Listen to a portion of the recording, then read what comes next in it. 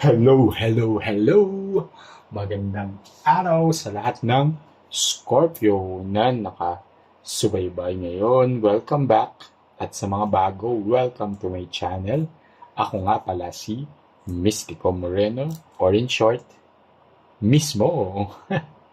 At dito sa aking channel, we will manifest love sa inyong Tagalog love reading ngayon na mismo.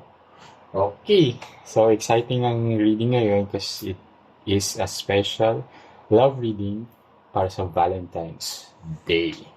Okay, so tingnan natin ano bang energy na masasagot ko sa Scorpio Collective. Okay, at habang binabalasa ko to, um, just a reminder that this is a collective reading. Kaya it may or may not resonate. But I hope it does. Okay? Pero kung hindi, huwag nating pilitin. Okay? It means na hindi para sa inyo itong reading na to at abangan nyo na lang yung mga susunod ko pang love reading.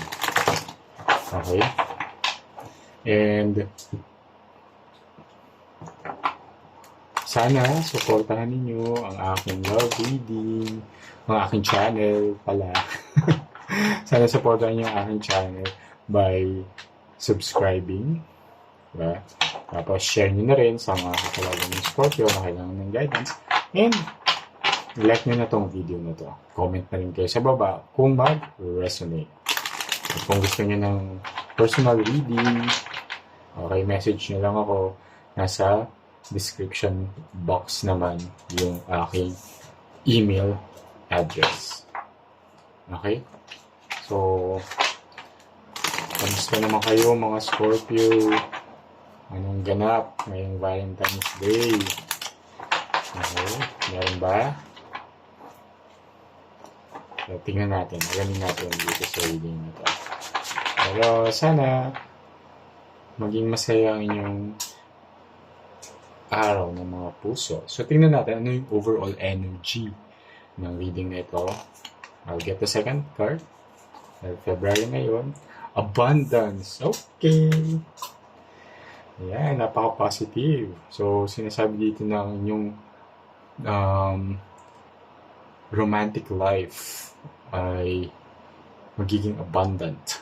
Okay? So, punong-puno ng biyaya, punong-puno ng pagmamahal, punong-puno ng pag-ibig. Love life ninyo ngayon, Valentine's. Diba? So, tingnan natin ano ba yung detalye. Alamin natin. Isang balasa pa. And bunutin ko rin ang second card for this. Knight of Swords. Okay. The Chariot. Temperance. Four of Swords. Oops. Nine of Cups. Justice. The Tower. Dami yung major arcana. Ha? And Judgment. More than half ay major arcana. Sige. Yan natin. So, first, malakas ang energy ng Cancer. Okay.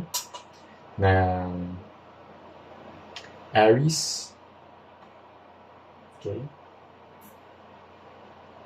Scorpio din. Okay. Sagittarius.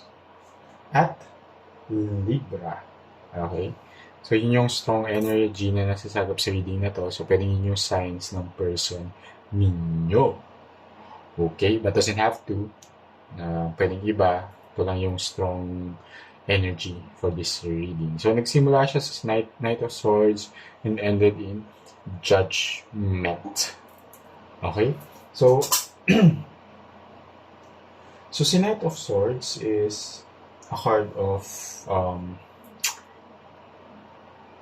so much excitement. So magkakaroon ng exciting moment sa love life ninyo ngayong Valentine's. So, and it's gaining momentum. Okay, yung excitement na yun, parang pa-excite na siya ng pa-excite. So, kung exciting na siya ngayon with your person, okay, mas magiging exciting pa siya. And this person will really pursue you. You. Pursue you. Okay. And, dahil gusto ka niya, okay? And, syempre, kahit sobrang full of excitement itong connection ninyo, and talagang very eager tong person na to na i-pursue ka, okay, meron pa rin moderation dapat. Okay, wag din masyadong magpadala sa excitement. You have to manage your emotions. Wag din masyadong magpadalos-dalos din. Okay? But, and as depicted by the Temperance card, kailangan may balance din. Okay? Yeah, in moderation. Lahat ng sobra, di ba? Hindi rin siya okay. Yeah, so sa sobrang excitement yan, di ba? It may lead to exhaustion. Ano mo yun, parang, ay, sobrang exciting, ang daming ganap, ang daming mga activities, di ba? So, sobrang passionate ng person, ikaw din, di ba? And it will lead to exhaustion na parang, teka, gusto mo munang mag-recover, di ba? Dahil sa daming ganap. So, yun. So, as depicted by the fourth card. So, dapat may moderation lang. Okay? Ay, sorry. Sa depicted by the four of swords. Pero nakikita naman dito sa Nine of Cups that you will be contented. You will have this satisfaction. Okay? And there will be harmony in the relationship. Very harmonious siya. Kaya, di ba dito, abundance, yung main energy ninyo is, there's so much love. Okay? And there's this balance and sense of harmony na wala masyadong conflict. Di ba? Harmonious lang yung relationship ninyo. Okay? However, yun nga, biglang magkakaroon ng tower moment. Okay? But this tower moment is just, alam mo yun, some sort of revelation, yung magkakaroon ng enlightenment lang. Ano bang nagaganap dito sa relationship na to? Okay? So, di ba bakit sobrang nag-uumapaw yung excitement dito, di ba? So, and yung magkakaroon ng change,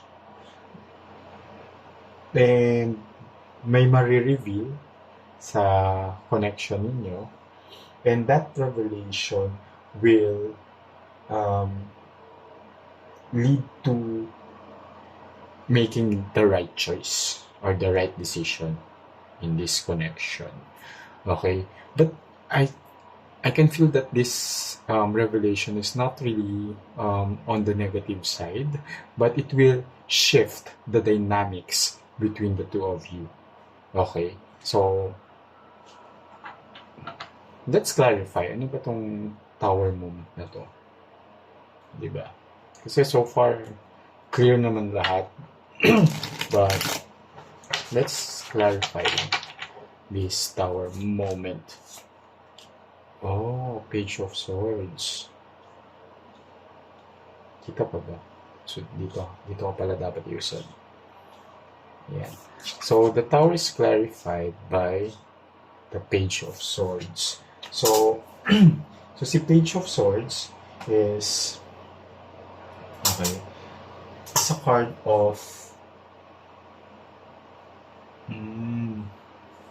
Okay, meron nga kasi na may 'di ba sa sobrang excitement na ganyan, may sense of immaturity pa rin dun sa person ninyo. Yun yung mare-reveal. And that sense of immaturity dun sa person ninyo will make you really assess the situation. And once na ma-reveal na yun, mapag-usapan ninyo, di ba, magkakaroon ng shift nga sa dynamics. Okay? And it will lead to making the right choice pagdating sa connection na to. Pero, ayun, kahit na, di ba, may sense of immaturity yung isang tao, this person can still change. Di ba? Pwedeng mag-end nga yung immaturity na yun dahil sa pagmamahal niya sa'yo. Di ba? Yung mga tao willing talaga magbago that because of love. And yun yung nafe-feel kong energy na at the moment, may pagka-immature siya, pero dahil mahal ka niya, that will change. Okay? And, ayan, mag-shift siya into someone more mature. Okay? So, maganda naman yung reading. So, I hope that this resonates. And kung gusto nyo i-manifest nyo na, comment sa baba ng abundance, which is the overall energy of this reading. Okay? Maraming salamat sa lahat ng Scorpio ngayon. And abangan nyo na lang ulit ang susunod ko pang love reading. O kita-kits muli dito lang sa aking channel mismo. Ingat!